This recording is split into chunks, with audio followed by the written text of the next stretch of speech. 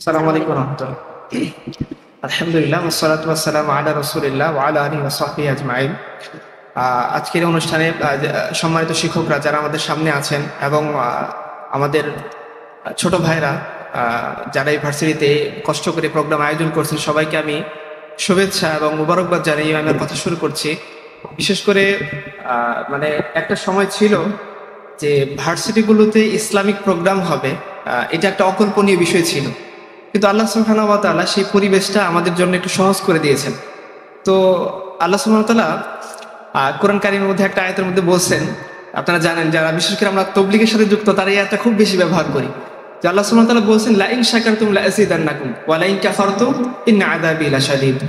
যে আল্লাহ সুবহানাহু ওয়া তাআলা বিভিন্ন সময়ে মানুষকে বিভিন্ন ধরনের নিয়ামত প্রদান করেন। যেমন ধরেন যাদের বাবা মা এখনো জীবিত আছে তারা স্টিল নাও যে নিয়ামতটা ভোগ করতেছেন, তারা বাবা মা চলে যাওয়ার পর বুঝবেন যে কি নিয়ামত আপনি হারাই ফেলছি।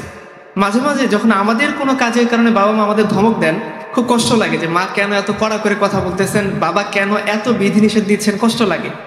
কিন্তু বাবা নাই এরকম একজন মানুষকে জিজ্ঞাসা করেন, ও ফিল করতেছে যে সর্বক্ষণ একজন মানুষ মাথার উপর ছাতা হয়ে মানে একজন উপদেশ দেওয়াটা কত বড় যে নিয়ামত, এটা সে ফিল করতেছে।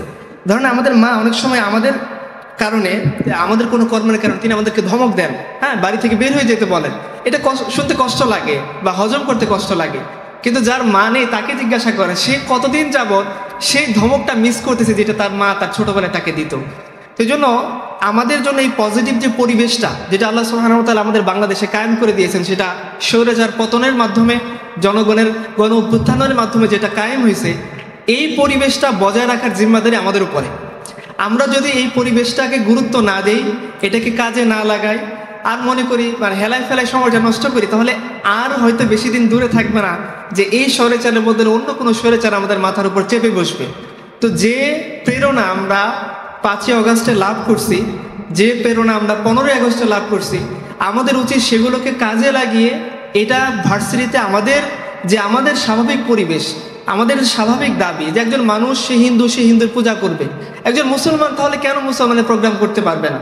ঢাকা ভার্সিটিগুলোতে আপনারা জানেন একটা সময় ছিল পূজার জন্য অনুদান দেওয়া হইতো, কিন্তু মুসলমানদের কোনো প্রোগ্রামের জন্য অনুদান থাকতো না। ইভেন আপনারা রিসেন্টলি দেখছেন একটা যে সলিমুল্লাহ মুসলিম হল, যেটাকে নবাব সলিমুল্লাহ টাকায় বানানো হয়েছে, সলিমুল্লাহ মুসলিম হল স্পেশালি মুসলিমদের জন্য। তখন তো একটু বিভাজন ছিল, জগন্নাথ হল ছিল হিন্দুদের জন্য, তো সলিমুল্লাহ মুসলিম হল ছিল মুসলমানদের জন্য। এইখানে 12 বছর পরে আজান হয়েছে প্রকাশ্যে মাইকে। এর আগে মাইকে আজান দেওয়া নিষিদ্ধ ছিল। কোন হলে? সলিমুল্লাহ মুসলিম হলে। এটা কিন্তু জগন্নাথ হলের কথা আমি বলতেছি না। ধরেন সেখানে জগন্নাথ হলে সমস্ত ধরেন কথার কথা হিন্দুরা থাকে, তো তারা যদি এটা করতো তাহলে একটা বিষয় ছিল, নাম হচ্ছে সলিমুল্লাহ মুসলিম হল, কিন্তু সেখানে মুসলমানদের যে আজান সেটা 12 বছর প্রকাশ্যে দেওয়া নিষেধ ছিল। এটা কিন্তু আমি গুজরাটের কাহিনী বলতেছি না বা হিন্দুস্তানের কোনো কাহিনী বলতেছি না, আমি আমার দেশের রাজধানীর ঢাকা ইউনিভার্সিটির একটা হলের কথা বলতেছি। তো আমরা যদি সেই পরিবেশে ফেরত না যেতে চাই, তাহলে আমাদের উচিত এই যে উপযুক্ত সময় সেটাকে কাজে লাগানো। তো কাজে লাগানোর মাধ্যম কি? সে আল্লাহ সুবহানাহু ওয়া তাআলা তার দ্বীনি কাজ করার জন্য যে পরিবেশটাকে সহজ করছেন, এই সহজতাকে কাজে লাগিয়ে দ্বীনের জন্য অনুকূল পরিবেশের সৃষ্টি করা। আচ্ছা, আমি আপনাদের যদি জিজ্ঞাসা করি, দ্বীন কি শুধুমাত্র হুজুরদের জন্যে? মানে ধরেন যাদের দাড়ি টুপি আছে, দ্বীন শুধুমাত্র তালা পালন করবে, যে রিক্সাওয়ালা, যে একজন সাধারণ মানুষ, বা ধরেন যে ভার্সিটির পোস্ট ডক করা একজন টিচার, তার জন্য কি আল্লাহর দ্বীন না? না, দিনটা শুধুমাত্র ধরেন যারা মসজিদ মাদ্রাসায় পড়ে থাকে কিংবা ভার্সিটিতে যারা তবলিগ করে বা যাদের দাড়ি টুপি আছে, এরাই কি শুধু আল্লাহর দ্বীন পালন করবে? নবীজির সিরাত শুধুমাত্র কি এই সকল হুজুরদের জন্যে নাকি সবার জন্যে? তাহলে সবাই যে সিরাতকে আপন যদি না করে নি, সবাই যদি দিনকে আপন না করে নি, এরপরও যদি বলি যে আমাদেরকে কেন দিন মানতে দেওয়া হয় না, এরপরও যদি বলি যে মুসলমান হওয়া সত্ত্বেও কেন 12 বছর আজান বন্ধ থাকে, তো এটা সমস্ত দায় আমাদের উপরে। মুসলমান হিসেবে তো লজ্জা হওয়া উচিত ছিল যে একটা ভার্সিটিতে দুর্গাপূজার অনুমোদন আসতেছে, কিন্তু একটা ভার্সিটিতে আমাদের ইসলামিক প্রোগ্রাম করার জন্য ভিসির রুমে, ডিনের রুমে, প্রক্টরের রুমে দৌড়াদৌড়ি করে পায়ের জুতা ক্ষয় করার পর আমরা অনুমোদন আনতে পারতেছি না। তার মানে দোষটা আমাদের উপরে, মেজরিটি আমরা ছিলাম না। আমরা এটা বলতেছি না যে পূজা বন্ধ হয়ে যাক, প্রত্যেক ধর্মের মানুষ তার অনুষ্ঠান পালন করবে তার নির্দিষ্ট টেরিটরির মধ্যে, আমাদের তো কোনো সমস্যা নেই। কিন্তু আমরা মুসলমানরা আমাদের অনুষ্ঠান পালন করতে পারবো না, এই যে পারিনি এতদিন, এর জন্য দায়ভারটা আমাদের ছিল। কারণ আমরা দিনের ঠিকাদারি হুজুরদের কাছে দিয়ে আমরা নিজের নিরাপদে বসেছিলাম যে না, হুজুররা হুজুরদের দায়িত্ব পালন করবে, আমাদের কি। কিন্তু ভাই এবং যারা বোন আমাদের কথা শুনতেছেন, যে দিনের জিম্মাদারি আল্লাহ সুবহানাহু ওয়া তাআলা শুধুমাত্র হুজুরদেরকে ঠিকাদারি দেন নাই। আল্লাহ সুবহানাহু ওয়া তাআলা তার বান্দা হিসাবে প্রত্যেকটা বান্দাকে দায়িত্ব দিয়েছেন তার দিনের জন্য কাজ করার। প্রত্যেকটা বান্দার উপরে দায়িত্ব দিয়েছেন যে তুমি যদি আমাকে পেতে চাও, আমাকে ভালোবাসতে চাও, তাহলে আমার নবীজিকে মাধ্যম হয়ে তুমি আমার কাছে আসবা, আমার নবীজির অনুসরণের মাধ্যমে তুমি আমার কাছে আসবা। এটা শুধুমাত্র দাড়ি টুপিওয়ালাদের জন্যে, শুধুমাত্র মসজিদওয়ালাদের জন্যে, শুধুমাত্র মাদ্রাসা স্টুডেন্টদের জন্যে আল্লাহ সুবহানাহু ওয়া তাআলা এই জিনিসটা খাস করে দেন নাই। এটা সবার জন্য আম করে দিয়েছেন। দিন পালন, দিন প্রতিষ্ঠা, দিনের প্রচার, দিনের কাজ করা, নবী সাল্লাল্লাহু আলাইহি ওয়াসাল্লামকে জানা, তাকে মানা, তার জীবনে অনুসরণ করা, এটা আমাদের একেবারে, যার দাড়ি নাই, যার ইভেন যাকে আমি বলছি যে হাফ প্যান্ট পরা, তার জন্য যেমন জরুরি, ঠিক তেমনি যার মাথায় পাগড়ি আছে, যার শরীরে টুপি আছে, পাঞ্জাবি আছে, দাড়ি আছে, তার জন্য সমমাত্রা জরুরি। মুহাম্মদ সাল্লাল্লাহু আলাইহি ওয়াসাল্লাম শুধুমাত্র হুজুরদের নবী না, মুহাম্মদ সাল্লাল্লাহু আলাইহি ওয়াসাল্লাম শুধুমাত্র মুসলমানদের নবী না, মুহাম্মদ সাল্লাল্লাহু আলাইহি ওয়াসাল্লাম পুরো আলামিনের জন্য নবী। আল্লাহ সুবহানাহু ওয়া তাআলা তাকে ডেজিগনেশন আল্লাহ ঘোষণা করতেছেন, ওমা আরসালনাকা ইল্লা রাহমাতাল লিল আলামিন। দেখেন আমরা সূরা ফাতিহাতে একটা আয়াত ব্যবহার করি, প্রথম আয়াতটা কি পড়ি? আলহামদুলিল্লাহি রাব্বিল, একই বিশেষণ। দেখেন আল্লাহ সুবহানাহু ওয়া তাআলা বলতেছেন যে আমি হচ্ছি আলামিনের রব, আর আল্লাহ সুবহানাহু ওয়া তাআলা বলতেছেন আমার নবী হচ্ছেন আলামিনের জন্য রহমত। তো আল্লাহ সুবহানাহু ওয়া তাআলা নিজেকে বলতেছেন আমি জগৎ সমূহের প্রভু। যে সমস্ত জগৎ আমরা দেখি, যা দেখি না, সমস্ত জগতের প্রভুকে আল্লাহ সুবহানাহু ওয়া তাআলা। ঠিক তেমনি আল্লাহ সুবহানাহু ওয়া তাআলা বলছেন ওই আলামিন শব্দটাকে দিয়ে যে আমার নবী, তোমরা মনে করো না শুধু পৃথিবী নামক একটা ছোট্ট গ্রহের জন্য তিনি নবী। আল্লাহ সুবহানাহু ওয়া তাআলা বলছেন না না না, আমার নবী পুরা আলমের জন্যে। যে সমস্ত গ্রহ তোমরা দেখছো, যেগুলো আবিষ্কার করতে পারছো, যেগুলো পারো নাই, নিহারিকাপুঞ্জ, যত গ্রহ নক্ষত্র আছে তোমরা দেখো এবং যা দেখোনি, সমস্ত কিছুর জন্যে আমি আমার নবীকে রহমত হিসেবে প্রেরণ করছি। কাজে আমরা যদি মনে করি যে না আমরা তো দিন পালন করি না, আমাদের জন্য তো নবী আরো বেশি প্রাসঙ্গিক। আমরা যারা দিন পালন করি না, আমাদের জন্য নবীজি তো আরো বেশি জরুরি জিনিস। যারা দিন পালন করছেন তারা তো নবীজির কাছে চলেই গিয়েছেন, আর যারা দিন পালন করিনি তাদের জন্য নবীজি আরো বেশি জরুরি জিনিস। এজন্য আমরা এইভাবে ডিভাইডেড না করি যে দিনটা শুধুমাত্র হুজুরদের, রাসূল সাল্লাল্লাহু আলাইহি ওয়াসাল্লাম শুধুমাত্র হুজুরদের, আল্লাহ শুধুমাত্র হুজুরদের রব না। আল্লাহ সুবহানাহু ওয়া তাআলা সমস্ত সৃষ্টি করলেন রব, ঠিক তেমনি নবী মুহাম্মদ রাসূলুল্লাহ সাল্লাল্লাহু আলাইহি সাল্লাম সমস্ত সৃষ্টি করে নবী। এখন আমি আমার টপিকের দিকে ইনশাআল্লাহ আস্তে আস্তে প্রবেশ করব। যে আমাকে টপিক দেওয়া হয়েছে যে প্রাক ইসলামিক আরবে বা ইসলাম আসার আগে যখন আরব টেরিটরিতে আল্লাহ সাল্লাল্লাহু আলাইহি সাল্লাম ইসলামের প্রচার শুরু করেননি, তখন কাফিরদের মধ্যে কি কি ভালো গুণ ছিল যেগুলো আমাদের মধ্যে নেই। আমরা তো কাফিরদের অনেক জাহিলিয়াতের গুণ বলি না, যে তারা কি বলে মানুষের আমানতদারিতা রক্ষা করতো না, তারা নারীদের অধিকার দিত না, তারা শিরকে নিমজ্জিত ছিল, তারা জাহিল ছিল।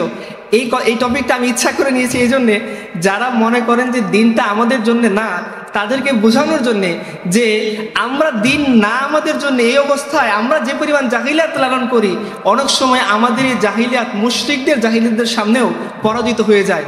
আমাদের যাতে একটু ছোটোখাটো লজ্জা হয় যে যারা বেঈমান ছিল, যারা রাসূলুল্লাহ সাল্লাল্লাহু আলাইহি সাল্লামকে স্বীকার করেনি, যারা আল্লাহ সুবহানাহু ওয়া তাআলাকে সভরেন পাওয়ার হিসেবে স্বীকার করেনি, তারা যে পরিমাণ আল্লাহকে ভয় করতো কিছু কিছু ক্ষেত্রে, তারা রাসূলুল্লাহ সাল্লাল্লাহু আলাইহি সাল্লামকে যে পরিমাণ শ্রদ্ধা করতো, আস্থা রাখতো কিছু কিছু ক্ষেত্রে, ওই সমস্ত ক্ষেত্রে আমরা আল্লাহ রাসূলের উপর এতটা আস্থা রাখি কিনা, তার দুই একটা এক্সাম্পল আমরা আপনাদেরকে সিরাত থেকে দেখাইতে চাই। প্রথম যেটি কথা হয়, আপনারা সবাই জানেন আসহাবে ফিলের একটা ঘটনা, যেটা আল্লাহ সুবহানাহু ওয়া তাআলা কোরআন কারীমে বলছেন আলাম তারা কাইফা ফাআলা রাব্বুকা বিআসহাবিল ফিল। এটা সবার জানা ঘটনা যে বাদশা আব্রাহা সে কি করছে, তার লোক লস্কর নিয়ে তার মনে হয়েছে যে মুসলমানদের কাবাকে সে যদি ধ্বংস করে দেয়, তাহলে সে যে একটা গির্জা নির্মাণ করছিল মুসলমানদের কাবার এগেইনস্টে, যে সে চাচ্ছিল কি যে সমগ্র মানুষ যেন তার হজের কার্যাবলী তার ওই গির্জায় গিয়ে করে, ইয়েমেনে যে সে গির্জা নির্মাণ করছে, তার প্রজেক্ট ব্যর্থ, ফেল হয়েছে। তো তার মনে খুব গোস্বা আসছে যে সে চাচ্ছিল যে মুসলমানদের কাবাকে গুড়িয়ে দেবে, তাহলে আলটিমেট কাবা যখন নাই মানুষ বাধ্য হয়ে তার ওখানে হজ করতে যাবে। তো সে লোক লস্কর নিয়ে কাবা আক্রমণ করতে আসে। লম্বা ঘটনা, আমি খুব জাস্ট যতটুকু আমার দরকার আমি ওখানে চলে যাচ্ছি তাড়াতাড়ি। তো সে এসে কি করছে, তার গুন্ডা বাহিনী এসে মক্কার প্রান্তে এসে মক্কাবাসীদের উট, তারপরে ধরুন ভেড়া, ছাগল, বকরি, এগুলো লুটতরাজ করছে। তার মধ্যে মক্কার যিনি প্রধান সর্দার ছিলেন তার নাম কি ছিল? আব্রাহা যখন মক্কায় আসেন তখন মক্কার প্রধান সর্দার কে ছিলেন? কে ছিলেন বলেন? রাসূলুল্লাহ সাল্লাল্লাহু আলাইহি ওয়াসাল্লামের দাদা, তার নাম কি ছিল? Abdul Muttalib. তিনি ছিলেন মক্কার কমান্ডার ইন চিফ বা মক্কার চিফ এক্সিকিউটিভ, বা ধরেন মক্কার আমরা ভার্সিটি ভিসি বলি না, ধরেন উনি ওই রকম একটা পজিশনে ছিলেন। মক্কার গোত্রপতিদের সর্দার ছিলেন তিনি, আব্দুল মুত্তালিব। তো ওনারও 200 উট তারা লুট করছে, সিজ করে নিয়েছে। তো যখন আব্দুল মুত্তালিবের সাথে কথা বলার জন্য আব্রাহা একজন লোক পাঠাইছে যে তুমি একটা কাজ করো, গিয়ে মক্কাবাসীদের টপ লিডারকে আমার সামনে নিয়ে আসো, যে আমি শুধু কাবা ঘর ধ্বংস করতে চাই, আমি মক্কাবাসীর সাথে লড়াই করতে চাই না। কাজে তারা যদি আমার রাস্তা ছেড়ে দাঁড়ায় তাহলে আমি শুধুমাত্র কাবা ধ্বংস করে চলে যাব। তো এই ব্যাপারে কথা বলার জন্য আমি মক্কার লিডার চাই। তো তার দূত গিয়ে খুঁজে বের করলো যে মক্কার মানুষজন আব্দুল মুত্তালিবকে সবচেয়ে বেশি শ্রদ্ধা করে। তো তার দূত কথা বলে তাকে নিয়ে আসছে যে চলো, আব্রাহা তোমাকে ডাকে, কথা বলতে চান।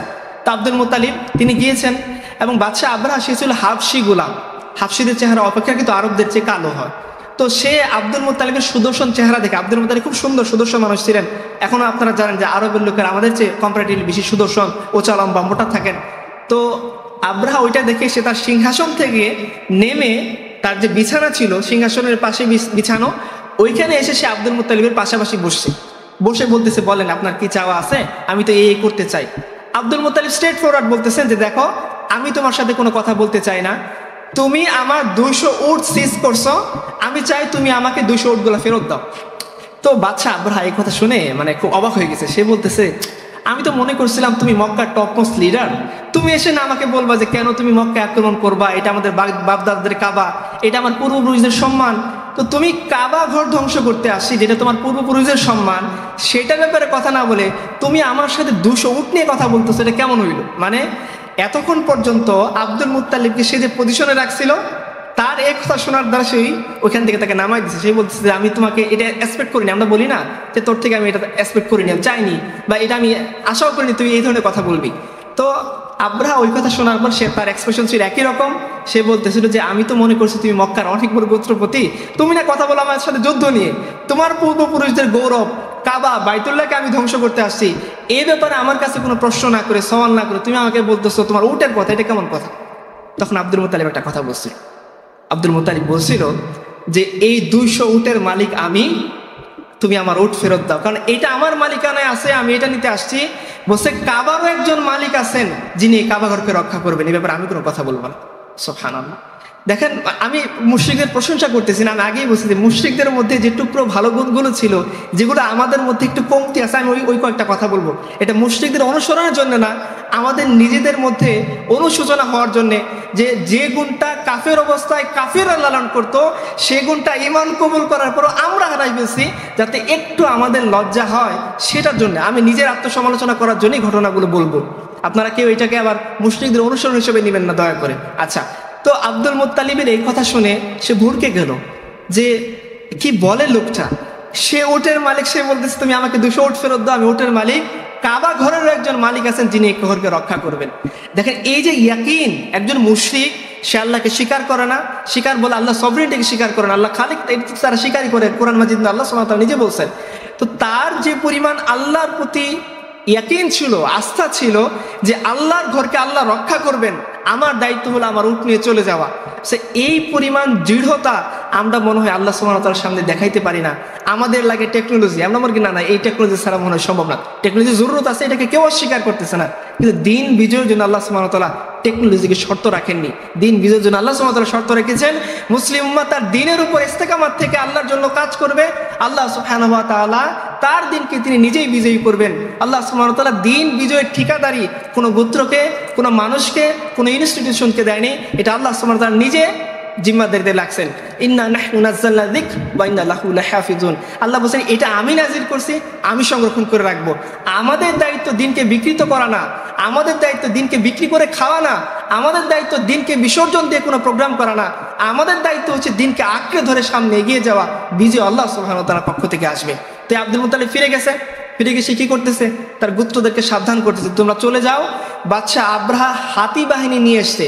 আরবের লোকের হাতির সাথে পরিচিত ছিল না, তাদের হস্তি বাহিনী নেই, তো কাজে তাদের সাথে যুদ্ধ করার মতো ক্ষমতা আরববাসীর ছিল না।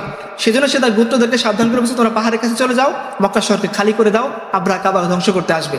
সবাই চলে গেছে। সে এবং গুটি কয়েক টপমোস্ট লিডার তারা কাবা ঘরকে আঁকড়ে ধরে কাবার গিলাফ ধরে দোয়া করতেছে। কি দোয়া করতেছে? এটাও আমাদের জন্য একটা ছোট করে শিক্ষা।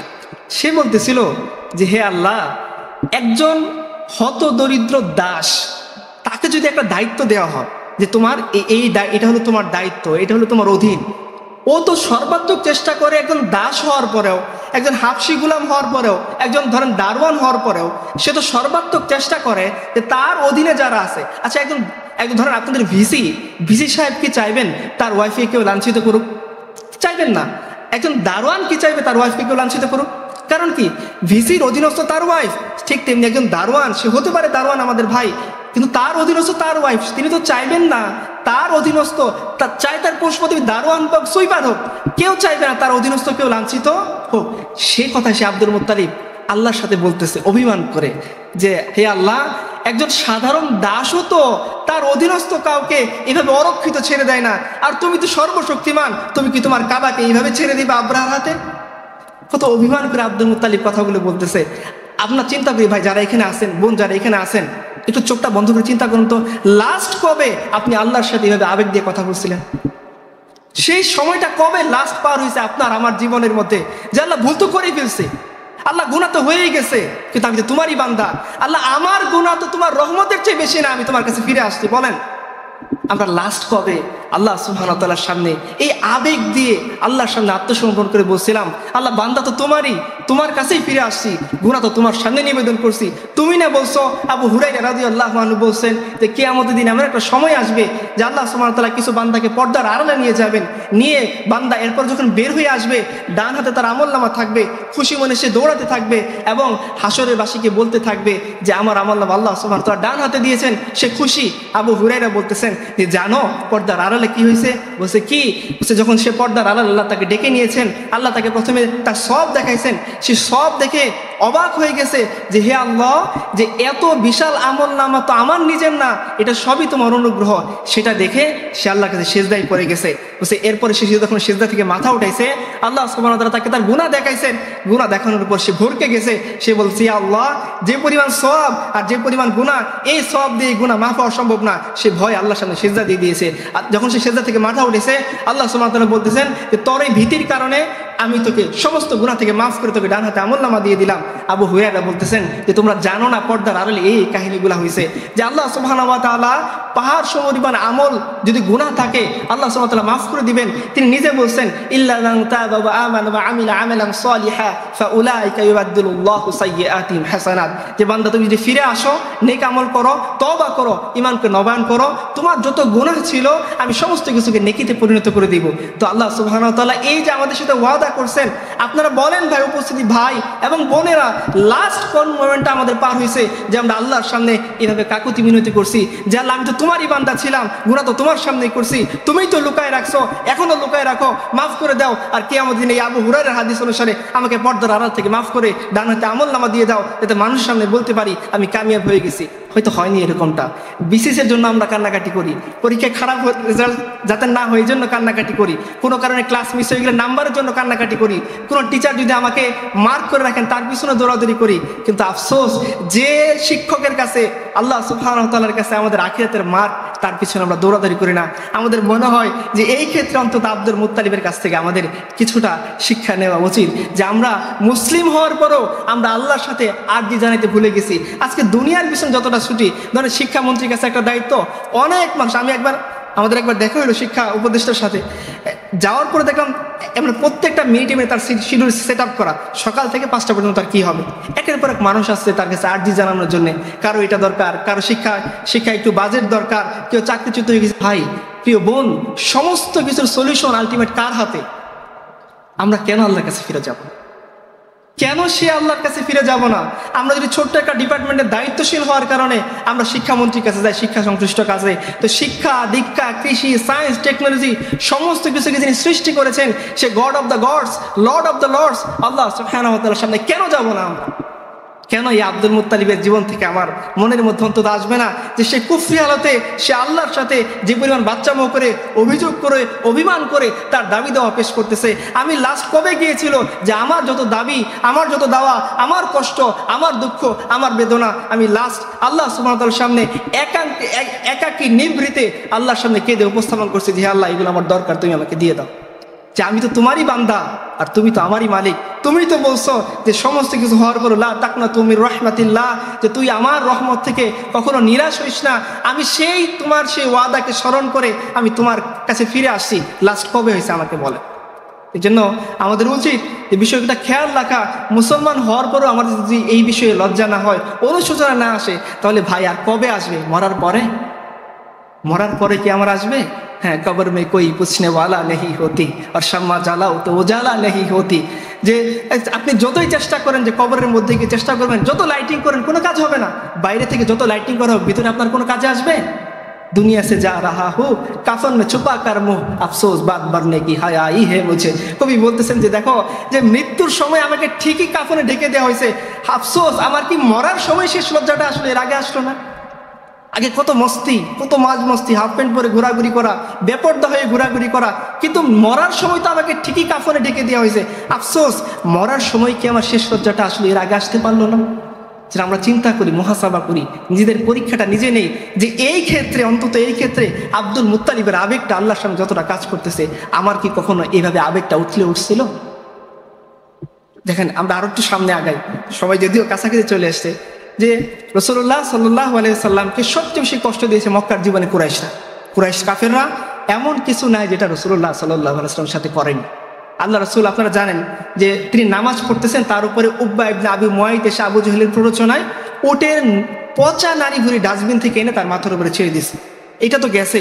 রাসূলুল্লাহ সাল্লাল্লাহু আলাইহি ওয়াসাল্লাম তিনি খাবার রান্না করতেছিলেন, তার ওখানে বাড়ি থেকে মানে ওই যে উটের যে বিষটা সেটা ঢিল দিয়ে তার ওই পাতিলের উপর ফেলে দেওয়া হইতো, তার ডেক যে ছিল সেটার উপর ফেলে দেওয়া হতো, আল্লাহ সব খানা পিনা না করতে পারেন। তিনি যখন নামাজ পড়তেন পেছন থেকে তার চোখের দিকে, তার শরীরের দিকে ধুলাবালি ছুঁড়ে মারা হতো। এবং ফাতেমা রাদিয়াল্লাহু আনহা বলছেন যে আমার পিতা যখন বাইরে যাইতেন আমি দেখতাম তার ড্রেসটা ক্লিন, তার চেহারা খুব সুন্দর, কিন্তু যখন ফিরে আসতেন তার চেহারা ধুলোয় দূষিত, তার পোশাকে ময়লা। আমি জিজ্ঞেস করতাম বাবা এমন কেন হয়েছে? তিনি বিবরণ দিতেন যে কুরাইশরা আমাকে আজকে থুতু দিছে, আমার জামা ধরে টানাটানি করছে, আমি রাস্তা হেঁটে যাচ্ছি আমার শরীরে ধুলো নিক্ষেপ করছে। এই পরিমাণ কষ্ট কুরাইশরা আল্লাহ রাসূল সাল্লাল্লাহু আলাইহি সাল্লামকে দিয়েছে। কিন্তু এই কুরাইশরা একদিন মক্কার কাবার চত্বরে রাসূলুল্লাহ সাল্লাল্লাহু আলাইহি সাল্লাম নামাজ পড়তেছেন, ওই হালতে উকবা ইবনে আবি মুয়াইত কি করছে? উটের নারী ভুঁড়ি আছে। তো রাসূলুল্লাহ সাল্লাল্লাহু আলাইহি সাল্লাম চোখ মাথা উঠাইতে পারতেছেন না। তো আব্দুল্লাহ ইবনে মাসউদ তিনিও কিছু করতে পারতেছেন, তার ভয় হচ্ছে। তিনি গিয়ে ফাতেমাকে ডেকে আনছেন রাদিয়াল্লাহু আনহা, তিনি এসে ওই উটের নারীগুলি সরাইছেন। রাসূলুল্লাহ সাল্লাল্লাহু আলাইহি সাল্লাম নামাজ শেষ করছেন।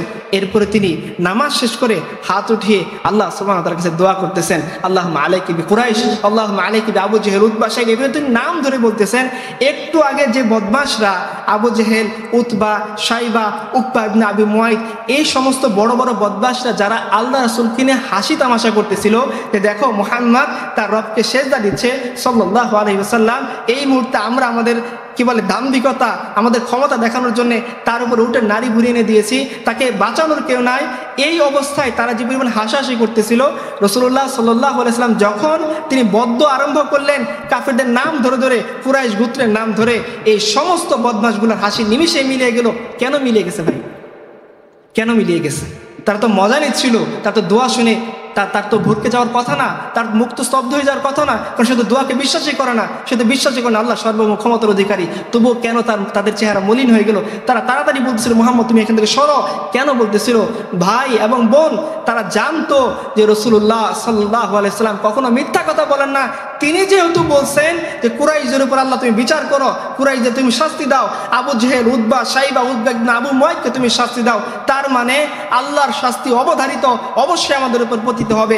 এই শাস্তির ভয়ে তাদের চেহারার রং পরিবর্তন হয়ে গেছে, তাদের হাসি থেমে গেছে, তাদের বদমাশি বন্ধ হয়ে গেছে। তারা আল্লাহ রাসূলকে বলতেছিল তুমি তাড়াতাড়ি মক্কার চত্বর ছেড়ে চলে যাও, কারণ তুমি যে ভয় দেখাইছো এটা অবশ্যই বাস্তবায়ন হবে। আপনারা আমাকে বলেন যে আমরা আল্লাহ রাসূল সাল্লাল্লাহু আলাইহি সাল্লামের কথাকে এই পরিমাণ বিশ্বাস করি কিনা? এতটা বিশ্বাস আমাদের কার্যক্রম হয় কি আমরা কোনো কিছু করার আগে সায়েন্সকে সামনে নিয়ে এসে সায়েন্সের বাটখারা দিয়ে সায়েন্সের স্কেল দিয়ে রসুলের সুন্নাহকে মাপবো, রসুলের হাদিসকে মাপবো, রসুলের কথাকে মাপবো, উত্তীর্ণ হইলে পরে আমি আল্লাহ রসুলের কথাকে মানবো। এই যে আমাদের মাইন্ডসেট, এই যে আমাদের টেন্ডেন্সি, এই যে আমাদের চিন্তা চেতনা, আপনি এটা মিলান তো কাবার মুশরিকদের সাথে। ওরা তো সায়েন্স আনলো না, টেকনোলজি আনলো না, ওরা কোনো কিছু আনলো না। এক কথায় যখন আল্লাহ রসুল দোয়া করতেছেন তারা ভরকে গেল, ভয় পেয়ে গেল, চেহারা রং পরিবর্তন হয়ে গেল। তাদের যে তখন হাসি তামাশা সেটা বন্ধ করে দিয়ে তারা ভয়ের চোটে বলতেছে মোহাম্মদ তুমি চলে যাও, না জানি আর কোনো দোয়া করে যে পুরো আরবের উপরে যদি বিপদ আসার দোয়া করে তাহলে আমরা কোথায় যাব। রাসূলুল্লাহ সাল্লাল্লাহু আলাইহি ওয়াসাল্লাম সাহাবীরা বলছেন যাদের নাম ধরে ধরে দোয়া করা হয়েছিল প্রত্যেককে আমরা বদরের ময়দানে, যুদ্ধের ময়দানে মৃত্যু অবস্থায় পড়ে থাকতে দেখছি। তাদের হাসি কেন মলিন হয়ে গেছিল বুঝতে পারছেন? তারা বুঝতে পারছে আল্লাহ রাসূল যেটা বলছেন সেটা হবেই, আজ হোক বা কাল। আল্লাহ রাসূল যেহেতু বলছেন কুরাইশরা বিচার করো, আবু জেহেল, উতবা, শাইবা, আবু মুআইতের বিচার করো, তার মানে এদের বিচার হবেই, আজ হোক বা কাল। ওরা বিশ্বাস করতো যারা আল্লাহ রাসূলের বিচারতে স্বীকৃতি দিত না, ওরা বিশ্বাস করতো যারা আল্লাহ রাসূলের নবুয়তের স্বীকৃতি দিত না। কিন্তু আফসোস আজকে আমরা মুসলমান যারা বলি মুহাম্মদুর রাসূলুল্লাহ সাল্লাল্লাহু আলাইহি ওয়াসাল্লাম, তারা বিশ্বাস করে না যে রাসূলুল্লাহ সাল্লাল্লাহু আলাইহি ওয়াসাল্লামের কথা সত্য হতে পারে। এর চেয়ে মানে আমাকে বলেন যে এর চেয়ে কষ্টকর বিষয় আমাদের জন্য কি হতে পারে? আমরা দাবি করতেছি আপনি হন হাফেন পর আপনার এই ব্যাপারে আমার কোনো প্রশ্ন নাই, এটা আপনি আপনার আল্লাহর সাথে বুঝবেন। কিন্তু আপনি তো মুহাম্মদ রাসূলুল্লাহ বলে আসছেন আপনার সাথে আমার প্রশ্ন আছে, আপনি মুহাম্মদ রাসূলুল্লাহকে আপনার জীবনে কতটুকু গুরুত্ব দিয়েছে এই ব্যাপারে আপনি প্রশ্ন করুন। অবশ্যই প্রশ্ন করব।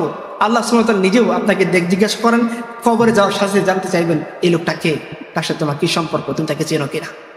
যাকে আপনি জীবনে অনুসরণই করেননি, যার কথা চিন্তাই করেননি, যাকে মডেল হিসেবে সামনে আনেননি, তাকে সেদিন আর দেখে চিনতে পারবেন না, বলতে পারবেন না কিছু।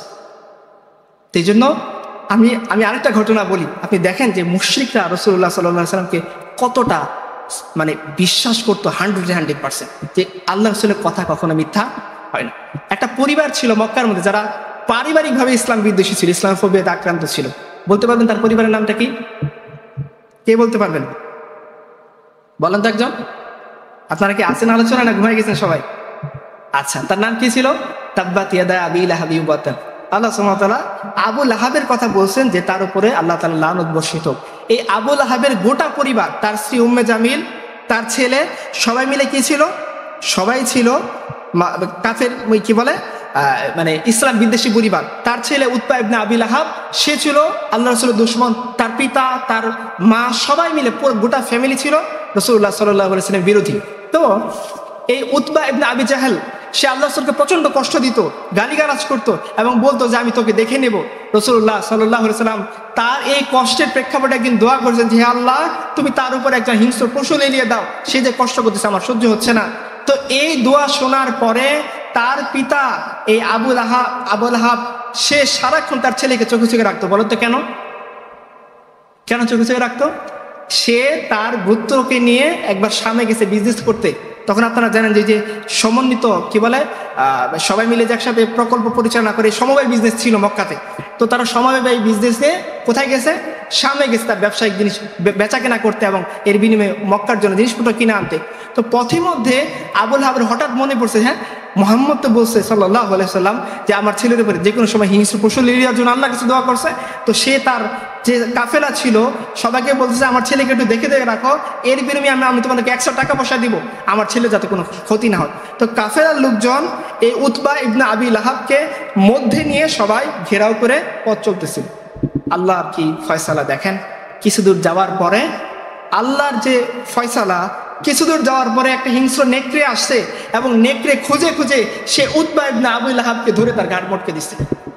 যখন এই ঘাড় মটকানো দেহ নিয়ে আবু লাহাব কোলে নিয়ে তার সন্তানকে চোখের পানি ফেলতেছিল, তখন সে একটা কথা বলছে, তারিখের কিতাবে লিপিবদ্ধ আছে যে মুহাম্মদ যেদিন বলছিল যে তোর উপর আল্লাহ যাতে হিংস্র পশু লেলিয়ে দেয়, ওই দিন আমি বুঝে ফেলছিলাম যে তোর মৃত্যু হবে হিংস্র পশুর মাধ্যমে। আজকে দেখ মুহাম্মদের কথা বাস্তবে প্রমাণিত হয়েছে। আমার শত চেষ্টা, আমার শত পদক্ষেপ, সিকিউরিটি গার্ড তোকে মুক্তি দিতে পারে নাই, কারণ মুহাম্মদ রাসূলুল্লাহ বলছে তোর উপর যত আল্লাহ তাআলা হিংস্র পশু লেলিয়ে দেন, আল্লাহ সেটা ঠিকই লেলিয়ে দিয়েছে। তার মানে মুহাম্মদ সাল্লাল্লাহু আলাইহি ওয়াসাল্লামের কথাকে কাফেররা বিশ্বাস করতো কি করতো না? কি পরিমাণ বিশ্বাস করতো? 100-এ 99, 98, 97, 80 না 100-এ 100? আরেকটা এক্সাম্পল নেন। আপনারা জানেন যে একজন কাফেরের নাম আমি বললাম, এটা কুইজ থাকবে আপনাদের জন্য, যে সে রাসূলুল্লাহ সাল্লাল্লাহু আলাইহি ওয়াসাল্লামকে খুব বেশি কষ্ট দিত। তা আল্লাহ রাসূল এবং সে বলতো যে হে মুহাম্মদ তোমার জন্য আমি একটা মানে এই যে ঘোড়া লালন পালন করতেছি, নাদুস নুদুস করতেছি, যদি মক্কার বাইরে তোমার সাথে আমার দেখা হয় তাহলে আমি তোমাকে শেষ করে দিব। কারণ তখনও আবু তালিব জীবিত ছিলেন, রাসূলুল্লাহ সাল্লাল্লাহু আলাইহি ওয়াসাল্লাম চাচা, যার কারণে কাফেররা আল্লাহ রাসূলকে মারার জন্য কোনো পদক্ষেপ নিতে পারতেছিল না। তখন সে বলতেছিল কি যে আমি এই ঘোড়াকে মোটা তাজা করতেছি, যদি কোনো দিন আমি পাই তোমাকে মক্কার বাইরে, তাহলে এই ঘোড়ার উপরে চড়ে আর ওই বর্ষা দিয়ে আমি তোমাকে হত্যা করব। রাসূলুল্লাহ সাল্লাল্লাহু আলাইহি ওয়াসাল্লাম সেদিন ওই কাফেরকে বলছিলেন যে তুমি আমাকে মক্কার বাইরে পেলে হত্যা করবা, মনে রেখো তোমার সাথে যদি আমার কোনদিন মক্কার বাইরে দেখা হয় তাহলে আমি তোমাকে দেখে নেব। এই কাফের এই বদর যুদ্ধে যায়নি ভয়ের কারণে, কারণ মক্কার বাইরে চলে যাচ্ছে, আল্লাহর সাথে তার সাক্ষাৎ হইতে পারে। উহুদের যুদ্ধে কাফেরদের প্ররোচনায় পড়ে ধোকায় পড়ে সে উহুদের যুদ্ধে চলে গেছে। শেষ মুহূর্তে মুসলমানরা যখন পাহাড়ের উপরে উঠে গেছে, রাসূলুল্লাহ সাল্লাল্লাহু আলাইহি ওয়াসাল্লাম যখন পাহাড়ের উপরে উঠে আশ্রয় নিয়েছেন, এই মুহূর্তে ওই কাফের তার ওই ঘোড়া নিয়ে এবং বর্ষা নিয়ে পাহাড়ের উপরে উঠে গেছে। কারণ সে জানতো আজকে সেই দিন, যেদিন মুহাম্মদ সাল্লাল্লাহু আলাইহি ওয়াসাল্লামের সাথে তার দেখা হয়েছে, আজকে যদি একটা এসপার ওসপার না হয় তাহলে তার খবর আছে। তো সে কি করতেছিল, ওই ঘোড়া নিয়ে এবং বর্ষা নিয়ে এগিয়ে যাচ্ছিল রাসূলুল্লাহ সাল্লাল্লাহু আলাইহি ওয়াসাল্লামের দিকে। রাসূলুল্লাহ সাল্লাল্লাহু আলাইহি ওয়াসাল্লাম তখন আরেকজন সাহাবীর কাছ থেকে তিনি কি করলেন, একটা বর্ষা নিয়ে ওই কাফেরের দিকে ঢিল মারছেন, শুধুমাত্র তার ঘাড়ের এদিকে কানের এদিকে একটু স্পর্শ করে সামান্য রক্ত বের হয়েছে, তাতেই সে ভেড়ার মতো গাধার মতো চেঁচাচ্ছিল। আর আবু সুফিয়ান সহ অন্যান্য বড় বড় কাফিররা, আবু সুফিয়ান তখনও মুসলমান হননি, তিনি বলতেছেন যে কি ব্যাপার, সামান্য একটু আঘাত লাগছে, জাস্ট একটু টোকা তোমার বর্ষা দিয়ে গেছে, কান থেকে সামান্য একটু রক্ত বেরোচ্ছে, এতেই তুমি এইভাবে গাধার মতো কেন চেঁচাচ্ছ? তখন ওই কাফের বলছিল যে আল্লাহর কসম, মুহাম্মদ বলছিল মক্কার বাইরে পেলে আমি যদি তার সামনাসামনি হই তাহলে সে আমাকে দেখে দেবে। আল্লাহর কসম করে বলতেছি, যদি মুহাম্মদ সাল্লাল্লাহু আলাইহি সাল্লাম আজকে আমার দিকে থুথু নিক্ষেপ করতো, আমি মারা যেতাম, আমি খতম হয়ে যেতাম, আমি নিঃশেষ হয়ে যেতাম, কারণ মুহাম্মদের কথা কখনো মিথ্যা হতে পারে না। আপনি এই কুইক কুইজটা থাকলো, আমি বললাম না যে এই কাফেরের ব্যাপারে আপনারা কি বলবেন, আমাদের ব্যাপারে আপনি কি বলবেন, আমাকে একটু বলেন দেখি, বুঝে যাই। আপনারা তো ভার্সিটিতে পড়েন, আমি ছোটখাটো ভার্সিটিতে পড়াশোনা করছি, আপনাদেরই বড় ভাই হব, আমাকে বলেন তো দেখি আমাদের ঈমান এবং এই কাফেরের সাথে যদি আমি মিলাই, এই ক্ষেত্রে আমি বলতেছি না, আমি প্রথমেই বলছি কাফেরদের আদর্শ না, এই ক্ষেত্রে এই ব্যাপারে আল্লাহ রাসূলের কথার ব্যাপারে তার যতটা ইয়াকিন ছিল আমাদের কি আছে? সত্যি কি আছে? একটু চিন্তা করা দরকার যে আমরা সত্যি রাসূলুল্লাহ সাল্লাল্লাহু আলাইহি সাল্লামকে আমরা যেভাবে বলি সেভাবে আমরা আলটিমেট রাসূলুল্লাহ সাল্লাল্লাহু আলাইহি সাল্লামকে এতটা বেশি আপন বা ইয়াকিন রাখি কিনা যে আল্লাহ রাসূল যেহেতু বলছেন দুনিয়া উল্টে যাক, চাই সেটা প্লেটো, সক্রেটিস, এরিস্টটল, তারপরে হুগো গ্রোসিয়াস কারো কিতাবে পাওয়া যাক বা না যাক, এইটা হবেই। কিয়ামত পর্যন্ত কোনো মানুষ এসে এই কথাটাকে উল্টে দিতে পারবে না। আল্লাহ রাসূল যেহেতু বলছেন তার মানে এটা এইভাবেই, আল্লাহ রাসূল যেহেতু করতে বলছেন তার মানে সলিউশন এইভাবেই, তার বাইরে কোনো সলিউশন নাই। আমরা কি এটা বলতে পারছি? পারিনি। তার মানে এই কাফের এই ক্ষেত্রে আমাদের জন্য এক্সাম্পল রেখে গেছে, যেটা দিয়ে আমাদের লজ্জা হওয়া উচিত। আমি একটা ছোট্ট কথা বলি আমাদের বন্ধুদের উদ্দেশ্যে, কিন্তু প্রশ্ন আসছেই, কাফেরদের কি ভালো গুণ ছিল যেটা আমাদের মধ্যে নেই? লজ্জার জন্য, আমি নিজের লজ্জার জন্য বলতেছি যে একবার আপনার মক্কা বিজয়ের পরের কথা জানেন, রাসূলুল্লাহ সাল্লাল্লাহু আলাইহি সাল্লাম মক্কা বিজয়ের পরে সমস্ত কাফেরকে ক্ষমা করে দিয়েছেন, কয়েকজন স্পেসিফিক কাফের ছাড়া, তাদের অপরাধ ছিল অনেক বেশি মাত্রা, বিশেষ করে গোস্তাখী রাসূলের মাসলা যার সাথে জড়িত ছিল। তো এরকম একজন মৃত্যুদণ্ডপ্রাপ্ত আসামি ছিলেন হিন্দ, আবু সুফিয়ান রাদিয়াল্লাহু আনহুর ওয়াইফ। তিনি পরবর্তীতে দুজনে ইসলাম কবুল করেছেন রাদিয়াল্লাহু আনহু আজমাইন। তো উনি আল্লাহ রাসূল সাল্লাল্লাহু আলাইহি ওয়াসাল্লাম মেয়েদেরকে আলাদাভাবে বায়াত নিতেন, ছেলেদেরকে আলাদাভাবে বায়াত দিতেন, এবং রাসূলুল্লাহ সাল্লাল্লাহু আলাইহি ওয়াসাল্লাম কোনোদিন কোনো নারীর হাত স্পর্শ করেনি। দূর থেকে তিনি কি করেছেন? নারীদের হাতে বায়াত নিয়েছেন।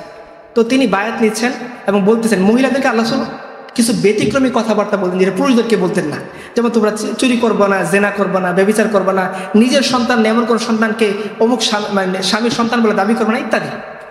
প্রথমে আল্লাহ রাসূল যখন কথা বলেন চুরি করবা না, তখন যখন আল্লাহ রাসূল এই পয়েন্ট বলছেন, হিন্দ লুকিয়ে ইসলাম কবুল করতে আসছে, কারণ তার মাথার মধ্যে মৃত্যুদণ্ডের পরোয়ানা ঝুলতেছে, যে কোনো সময় তাকে খতম করে দেওয়া হবে। তো মৃত্যুদণ্ড মাফ পাওয়ার মাধ্যম হচ্ছে ইমান কবুল করা, ইমান কবুল করে আল্লাহ সুবহানাহু ওয়া তাআলা তাকে মাফ করে দিবেন এবং আল্লাহ সুবহানাহু তাকে মাফ করে দিবেন। তো সেই জন্যে ঘুমটা দিয়ে মাথায় ঢেকে সে ওই নারীদের কাতারে দাঁড়িয়ে রাসূলুল্লাহ সাল্লাল্লাহু আলাইহি ওয়াসাল্লাম হাতে বায়াত নিচ্ছে।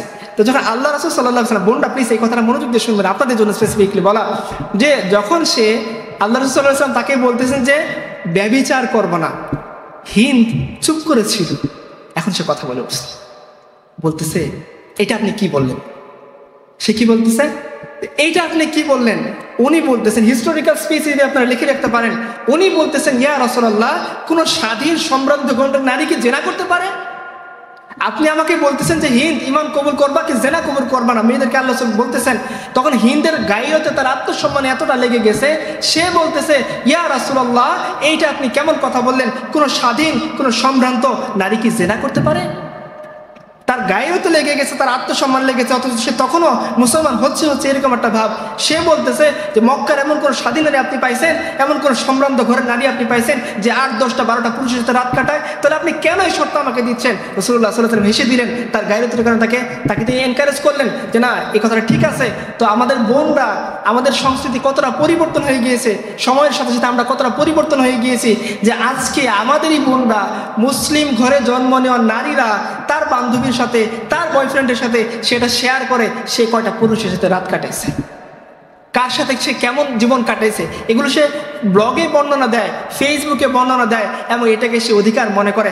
আপনি আমাকে বলেন যে মক্কার মুশরিক নারীরা, সম্ভ্রান্ত নারীরা, স্বাধীন নারীরা যে পরিমাণ আত্মসম্মানের অধিকারী ছিল, আমাদের সমাজের আমাদের বোনরা আছে নাকি হারাই গেছে?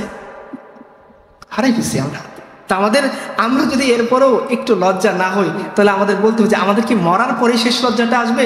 তখনই কি আমরা আল্লাহ এবং তার রাসূলের কথাকে মেনে নিব? তখন তো আমাদের আর কোনো সুযোগ থাকবে না। শেষ একটা কথা বলি যে আমাদের সমাজ কতটা পরিবর্তন হয়ে গিয়েছে যেটা আমরা ধরে রাখতে পারিনি। আপনারা জানেন কাবাঘর মেরামতের কথা, জানেন না আপনারা সবাই? রাসূলুল্লাহ সাল্লাল্লাহু আলাইহি ওয়াসাল্লামের নবুয়ত পূর্ব সময়কালীন সময়ে কাবাঘরকে মুশরিকরা কি করছে? মেরামত করছে। কেন মেরামত করছিল? কারণ কাবাঘর পুরাতন হয়ে গিয়েছিল এবং চোরটা এগুলো ভিতরে প্রবেশ করতো, মূল্যবান সম্পদ হাতিয়ে নিত। এই জন্য তারা চিন্তা করছে যে কাবাঘরটাকে কি করবে, পুনরায় এটা দেয়াল ধরে শক্ত মজবুত করে মেরামত করবে। এটা ছোট্ট একটা ঘটনা আছে এটার মধ্যে। আমি কি একটু সময় পাবো না? আমার আজানের পর পর্যন্ত একটু সময় পাবো? আচ্ছা, এর আগে শেষ করলে তো হবে, তাই না? আচ্ছা, ঠিক আছে ইনশাআল্লাহ। তাহলে আমি একটু এটা বোঝার জন্য বলি যে আল্লাহ সুবহানাহু ওয়া তাআলা, আচ্ছা আপনারা বলেন তো দেখি, এই যে 5ই আগস্ট গেল, 5ই আগস্ট দুপুর 2টার আগে কে অ্যাজাম্পশন করছিলেন যে হাসিনা পালাই যাবে? সবাই কি বুঝতে পারছিলেন? নাকি 2টার পরে বুঝতে পারছেন? পরে বুঝতে পারছেন, ম্যাক্সিমামই বুঝতে পারেননি। এই যে অ্যাক্সিডেন্টাল একটা চেঞ্জ, এটা কে ঘটাইছেন? আমাদের অ্যাজাম্পশনে ছিল না, কারণ তার যে দাম্ভিকতা, আপনারা জানেন, এগুলো আমি বলতেছি না, আমি বলে আমার দাঁত ব্রাশ করতে চাই না, এগুলো বলে আমার দাঁত ব্রাশ করতে হবে, জাফর ইকবাল আমার তোমার বলতে হবে। আচ্ছা, তো সে পালাই গেছে। এটা আল্লাহ সুবহানাহু ওয়া তাআলা একটা যে মুহূর্তের মধ্যে নাটকীয় একটা পরিবর্তন আল্লাহ সুবহানাহু ওয়া তাআলা বলছেন। দেখেন, বাংলাদেশে তাকে টেকানোর জন্য সবাই চেষ্টা করছে না? পুলিশ বাহিনীর প্রধান, আর্মির প্রধান, তার আত্মীয়, পুলিশের লোক তার আত্মীয়, তার লোক দলের প্রত্যেকটা আমলা, বড় বড় আমলা তার দলে, যার তার দলে তাকে ওএসডি করে বের করে দেওয়া। এরপর এবং আপনাদের হাউন আঙ্কেল, সে তো 12:30 পর্যন্ত তার রিপোর্টে আসে, সে বসে বসে লাইভ দেখতেছিল কোথায় কি অ্যাকশন নিলে সরকারকে টিকিয়ে রাখা যায়। সেও শেষমেশ দেয়াল টপকে পারাইছে না? প্রথম আলো রিপোর্ট, ডেইলি রিপোর্ট, আমার কথা না। সেও আত্মবিশ্বাসী ছিল কি 12:30 পর্যন্ত সরকার টিকে যাবে, সে যে কোনো মূল্যে ক্ষমতায় থাকবে এবং তার দাম্ভিকতা আরও বাড়বে। এই দাম্ভিকতা চেঞ্জ করছে না? এই যে পরিবেশের পরিবর্তন কে করেন, এবং আল্লাহ যেটা ঘটাইতে চান সেটা যেন তিনি উপলক্ষ তৈরি করে দেন, এবং এটা কেউ আটকাইতে পারে না। ইন্নাহুম ইয়াকিদুনা কাইদা ওয়া আকিদু কাইদা। আল্লাহ বলেন ওরা কৌশল করে, আর করতে দাও। ইন্না কাইদা শাইতানা কানা দাঈফা, যে তারা যত চক্রান্ত করুক মনে রেখো আল্লাহর সামনে সেটা কিছুই না, তা শুধু মুখের ফুৎকার দিলে তারা উড়ে যাবে, এরকম একটা অবস্থা। এত দিনের চক্রান্ত, হাসিনা ক্ষমতায় ছিল কত বছর টানা, লাস্টে কত বছর ক্ষমতায় ছিল? কত বছর? এত বছরের পরিশ্রম আধা ঘন্টায় শেষ হয়ে গেছে। টিকতে পারে, তার কনফিডেন্স ছিল, কিন্তু সে টিকতে পারেনি। সমস্ত গোয়েন্দা প্রধান, এসএসএফ, এনএসআই, আরো যত সিকিউরিটি ফোর্স ছিল, তারপরে ডিবি, পুলিশ, আনসার, বিডিআর, কেউ তাকে টিকাইতে পারেনি। আল্লাহ সুবহানাহু ওয়া তাআলা তার সমস্ত চক্রান্তকে নস্যাৎ করে দিয়েছেন। আল্লাহ সুবহানাহু ওয়া তাআলা মহাপরাক্রমশালী, তিনি যখন খুশি চান যে কোনো কিছু করতে পারবে। তিনি কাবাঘর নির্মাণ করবে। মক্কায় কি কাঠ আছে ভালো? মক্কায় কি ভালো ভালো গাছ হয় না? তো এই মুহূর্তে কিছু সময় আগে গ্রিস থেকে একদল লোক যাত্রা শুরু করছে, তারা বেড়াইতে আসবে আরবের দিকে। তো গ্রিস তখনকার পরাক্রমশালী একটা সভ্যতা, পরাশক্তি। যেমন ধরেন এখন রাশিয়া, চায়না, আমেরিকা যেমন পরাশক্তি, তখন গ্রিক এবং রোমান এবং পার্সিয়ান এম্পায়ার হলো এরকম পরাশক্তি। তো গ্রিক তো ছিল রোমান এম্পায়ারের আন্ডারে, তাদের বানানো জাহাজ, তাহলে ওই আমলে টাইটানিকের মতো ধরেন, তো ওরা ওই রকম শক্ত পোক্ত কাঠ দিয়ে বানানো একটা জাহাজ নিয়ে রওনা দিয়েছে, তার আরবের দিকে পিকনিক করতে, মানে বেড়াইতে ঘুরতে আসতেছে। তো হঠাৎ করে আল্লাহ সুবহানাহু ওয়া তাআলা কুদরত কি দেখেন, মাঝপথে ঝড় শুরু হয়েছে, এবং ঝড় শুরু হওয়ার ফলে তাদের যে জাহাজ প্রতিকূল অবস্থার সম্মুখীন হয়েছে। কাঠের জাহাজ তো পানির স্রোতের সামনে টিকতে পারতেছিল না, তারা খুব দ্রুত নোঙ্গর করছে পার্শ্ববর্তী একটা বন্দরে এসে, এবং আস্তে আস্তে জাহাজটা ভেঙে গেছে, কাঠ তুলা চূর্ণ বিচূর্ণ হয়ে গেছে। তারা সিদ্ধান্ত নিয়েছে যে যেহেতু কাঠগুলো চূর্ণ বিচূর্ণ হয়ে গেছে, এগুলো যেহেতু আর নতুন করে আমাদের পক্ষে কি বানানো সম্ভব না, জাহাজ বানিয়ে এরপরে যাওয়া সম্ভব না, আমরা কাঠগুলো স্বল্প মূল্যে বিক্রি করে দিয়ে এই টাকা দিয়ে নতুন একটা জাহাজ ভাড়া করে আবার আমাদের দেশে চলে যাব। এবং এবং এটা বলতে পারেন যে ঘটনাক্রমে বা আল্লাহর দয়ায় যে তাদের সাথে তাদের এই সফরে ইঞ্জিনিয়ার বাকুম নামে একজন সিভিল ইঞ্জিনিয়ারও ছিল, যে গ্রিক থেকে আসছে, বেড়াইতে আসছে ওই জাহাজের করে। তো জাহাজটা কি হলো, পানির স্রোতে সমুদ্রের ঝড়ের মধ্যে জাহাজটা ভেঙে গেল, এবং জাহাজটা খুব পোর্ট করলো কাছাকাছি একটা বন্দরে। এবং তারা সিদ্ধান্ত নিল কি, জাহাজের যে শক্তপোক্ত কাঠগুলো এগুলো তারা কি করবে, এই ঘটনাগুলো আমার সিরাতের কিতাবে লেখা আছে, আমার মোহাম্মদ বইতে, যে ডিটেলসে পড়তে নিতে পারবেন। তো ওই কাঠ তারা বিক্রি করে দিবে পানির দরে। জাহাজটা কোথায় এসে পোর্ট করছে জানেন? জেদ্দা বন্দর। জেদ্দা কোথায়? সৌদি জাজিরাতুল আরবের অঞ্চল, যেখানে রাসূলুল্লাহ সাল্লাল্লাহু আলাইহি সাল্লামের জন্মস্থান। তো ওই মক্কার মুশরিকরা খোঁজ পেয়েছে যে জাজিরাতুল আরবের যে জেদ্দা বন্দরে এরকম একটা জাহাজ, এবং তাদের কাঠ তারা স্বল্প মূল্যে পানির দরে বিক্রি করে দিবে। তারা লোক পাঠাচ্ছে, যাও কাঠ কিনে নিয়ে আসো। তো দেখেন আল্লাহ সুবহানাহু ওয়া তাআলা কাবা নির্মাণ করাবেন, কই থেকে কাঠ আনে দিয়েছেন? পৃথিবীর সবচেয়ে ওই সময়কার সবচেয়ে শক্তপোক্ত ভালো কাঠ। সাথে ফ্রি হিসেবে কাকে পাওয়া গেল? ইঞ্জিনিয়ার বাকুমকে, সিভিল ইঞ্জিনিয়ার, যে ফ্রিতে পাওয়া গেছে। সে যদি কিছু টাকা পয়সা পায় তার জন্য তো লাভ, তার সফরটা সহজ হবে, ফ্রিতে পাওয়া গেছে। তো মক্কার মুশরিকরা এখন চিন্তায় পড়ে গেছে যে যে টাকা, যে কাঠ, এইটা দিয়ে আমাদের যে পরিমাণ টাকা, এইটা খরচ করলে পরে আমরা কাবার যে মানে অরিজিনাল যে বেস, যে ভিত্তি, ধরেন এরকমটা দেখেন, ধরেন এখানে 5000 স্কোয়ার ফিট জায়গা আছে আনুমানিক, আমি বললাম আপনাদের বোঝানোর জন্য। এই 5000 স্কোয়ার ফিট কভার করবে না।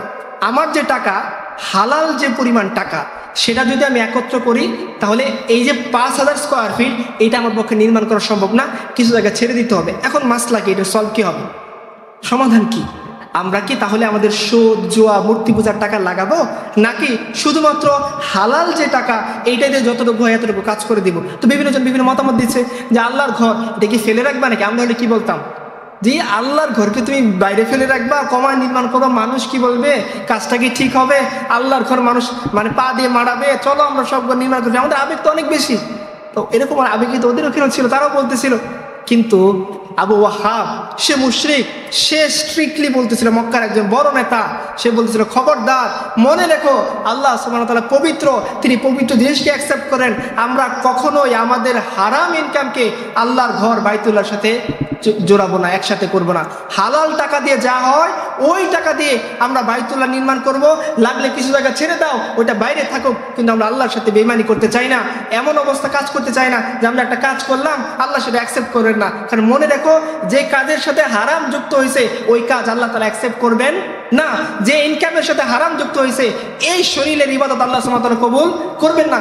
রাসূলুল্লাহ সাল্লাল্লাহু আলাইহি ওয়াসাল্লাম এক্সাম্পল দিয়েছেন, একটু খেয়াল করেন। সহিহ মুসলিমের বর্ণনা, একজন এই পথচারী, সফরকারী, মুসাফির, সে মরুভূমিতে গিয়ে তার উট হারিয়ে ফেলছে। এরপর আল্লাহর কাছে দোয়া করতেছে যে আল্লাহ আমাকে বিপদ থেকে বাঁচাও, আমার উটকে ফেরত দাও।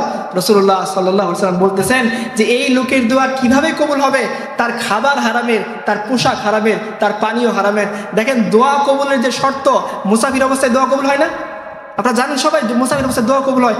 দোয়া কবুলের শর্ত বিদ্যমান থাকা সত্ত্বেও রাসূলুল্লাহ সাল্লাল্লাহু আলাইহি ওয়াসাল্লাম বলতেছেন যে আল্লাহ কিভাবে এটাকে সাড়া দিবেন? তার পোশাক হারামের, তার খাবার হারামের, তার পানীয় হারামের। আমাদের ইনকাম হারাম, আমাদের চাকরি হারাম, চলাফেরা হারাম, বন্ধুত্ব হারাম, পরিবেশ হারাম। এরপর আমি যদি মনে করি যে সেজদা দিয়ে জান্নাত কামিয়ে ফেলবো, সেটা ভিন্ন বিষয়। এটা হবে না এরকমটা। রাসূলুল্লাহ সাল্লাল্লাহু আলাইহি ওয়াসাল্লাম বলেছেন হারাম ইবাদত, হারাম রুটি রুজির পরে ইবাদত কবুল হবে না। তো মক্কার মুশরিকটা কতটা কনসার্ন ছিল আপনারা এখনো দেখেন। হাতিবে কাবা নামের যে গোলাকার অংশ, এটা ওই ভিত্তির কারণে মক্কার মুশরিকরা কাবার ভিত্তিকে কিছুটা বাইরে রেখে ওই গোলাকার অংশকে বাইরে রাখছে। অরিজিনাল কাবা ছিল সম্পূর্ণটা, কিন্তু টাকার, হালাল টাকার অভাবে তারা সেই সম্পূর্ণ ভিত্তি নির্মাণ করতে পারে। আজকে আমাদের সমাজ দেখেন, সমাজে শুধুমাত্র প্রতিযোগিতা মসজিদ নির্মাণ করব, ঝাড়বাতি লাগাবো, টাইলস লাগাবো, সুন্দর কার্পেট লাগাবো, আর মাইক লাগাবো, মসজিদকে কারুকার্য মণ্ডিত করে ফেলবো, কিন্তু এই মসজিদ থেকে কাউকে হেদায়েত পেতে দেব না। এই মসজিদ আপনি যান ঢাকায়, আমি জানি না আপনাদের নোয়াখালীর অবস্থা কি, হয়তো ভালোই। ঢাকায় একটা মসজিদের নামাজ শেষ হওয়ার 1 ঘন্টা পরে আপনি যান, কোনো মসজিদ খোলা পাবেন কিনা আল্লাহু আ'লাম। ইভেন মসজিদের বারান্দাও খোলা পাবেন না, যেখানে বসে আপনি আল্লাহকে ডাকতে পারবেন।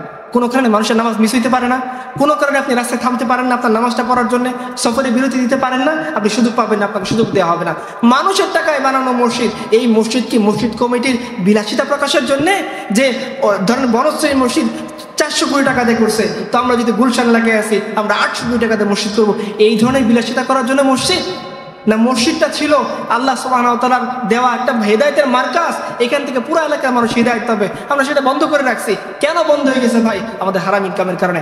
আজকে আপনারা আমাকে বলেন যে কোনো মসজিদ কমিটি কি দেখছিলেন যে জুমার দিন অ্যানাউন্স করতেছে ভাই সব মসজিদ নির্মাণের কাজ 1 টাকা হারাম আপনারা দিবেন না? বলেন কোন মসজিদে আছেন? আমরা সেই মসজিদ কমিটির মুরিদ হয়ে আসবো? আছে কেউ? আছে? দেখছেন? তার মানে এই ক্ষেত্রে আমাদের দরকার কি ছিল?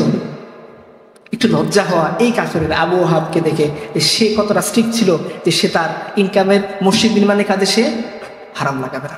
আশা করছি আজান দিয়ে দিয়েছি, নামাজে যেহেতু অনেক মানুষ রুজু করতে হবে, আমরা শেষ করে দিচ্ছি। আশা করছি এই কয়েকটা ঘটনা আমাদের জন্য শিক্ষা হয়ে দাঁড়াবে যে মক্কার মুশরিকরা বেঈমান থাকা সত্ত্বেও, রাসূলুল্লাহ সাল্লাল্লাহু আলাইহি ওয়াসাল্লামের নবুয়ত এবং রিসালাতকে অস্বীকার করা সত্ত্বেও তারা যে পরিমাণ আল্লাহ রাসূলের কথাকে ইয়াকিন করতো, আল্লাহকে ভক্তি শ্রদ্ধা করতো, কিছু কিছু ক্ষেত্রে আমরা হয়তো কিছু ক্ষেত্রে সেটাও পারি না। সামগ্রিকভাবে আজ এজ এ মুসলিম উম্মাহ এমন গাফিলতিতে নিমজ্জিত, এমন শিরকে নিমজ্জিত, যেটা আমরা খুঁজে রাখি না। আল্লাহ সুবহানাহু ওয়া তাআলা আমাদেরকে অন্তত এই মুশরিকদেরকে সামনে রেখে নিজেদেরকে একটু আত্মসমালোচনা করার, একটু অনুসূচিত হওয়ার আল্লাহ সুবহানাহু ওয়া তাআলা তৌফিক দান করুক, যাতে অন্তত পক্ষে আল্লাহ সুবহানাহু ওয়া তাআলা না বলেন কিয়ামতের দিন যখন বলবেন ওয়ামতাজুল ইয়াউমা আইয়ুহাল মুজরিমুন, যে জালিমদের তোমরা আলাদা হয়ে যাও, না জানি আমাকেও সেই দিন ওই জালিমের কাতারে পড়তে না হয়। যদি আমরা এই ব্যাপারে সচেতন না হই, আল্লাহু আ'লাম, আল্লাহই ভালো জানেন যে না জানি কাদের কাতারে গিয়ে আমাদেরকে দাঁড়াইতে হয়। যে মুসলিম উম্মাহ, নবীর উম্মত, লা ইলাহা ইল্লাল্লাহ মুহাম্মদুর রাসূলুল্লাহ এর অনুসারী আজকে মুহাম্মদুর রাসূলুল্লাহকে অনুসরণ করে না, মুহাম্মদুর রাসূলুল্লাহর কালেমার সাক্ষ্য দান করি, মুহাম্মদ রাসূলুল্লাহকে মডেল মানে না, মুহাম্মদ রাসূলুল্লাহর রিসালাত এবং নবুয়তকে স্বীকৃতি দানকারী, তার কোনো কথাকে বিজ্ঞানের আত্মসাৎ ছাড়া মেনে নিতে চায় না। সে যুক্তিকে সামনে রাখে, সে বিজ্ঞানকে সামনে রাখে, সে টেকনোলজিকে সামনে রাখে, সে প্লেটোকে সামনে রাখে, সে অগাস্ট কোটকে সামনে রাখে, সে কার্ল মার্কসকে সামনে রাখে, সে মেসিকে সামনে রাখে, সে সালমান মুক্তাদিরকে সামনে রাখে। কিন্তু আফসোস এই মুসলিম উম্মাহ তার সামনে তার যে নেতা, আল্লাহর পক্ষ থেকে মনোনীত যে রাসূল সমস্ত নবীদের ইমাম ছিলেন, যে রাসূল সমস্ত নবীদের ইমামতি নামাজের ইমামতি করেছিলেন, যে রাসূল মিরাজে গিয়ে আল্লাহর সাথে সরাসরি কথা বলেছিলেন, যে রাসূল দুনিয়াতে বসে মাকামে মাহমুদের সুসংবাদ শুনেছিলেন, যে রাসূল কিয়ামতের সবার আগে সমস্ত নবীদের আগে কথা বলবেন, যে রাসূল সমস্ত মানুষের আগে জান্নাতে প্রবেশ করবেন, যে রাসূলের সেজদা দেখে আল্লাহ সুবহানাহু ওয়া তাআলা সন্তুষ্ট হয়ে যাবেন, যে রাসূল তাকে গাইড করার জন্য ফেরেশতা জিবরাইল আসতেছে, সেই রাসূলকে আমরা ভুলে গিয়েছি, সেই রাসূলের দোয়ার ছেড়ে অন্য কোথাও চলে গেছি। মনে রাখবেন যে আমরা যতই চেষ্টা করি আমাদের মুক্তি, আমাদের কামিয়াবি কখনোই মিলবে না। মনে রাখবেন মোহাম্মদ का दार छोड़कर जाने वालों हुआ ना गुजारा तो फिर क्या करोगे, हमें क्या चालो तुम खुदा ही को मानो, खुदा अगर ना माने तो फिर क्या करोगे, मोहम्मद का दार छोड़कर जाने वालों यही लौट कर तुमको आना पड़ेगा, अगर चाहते हो रज़ाई खुदा तक नबी को वसीला बनाना पड़ेगा। সবাইকে ধন্যবাদ।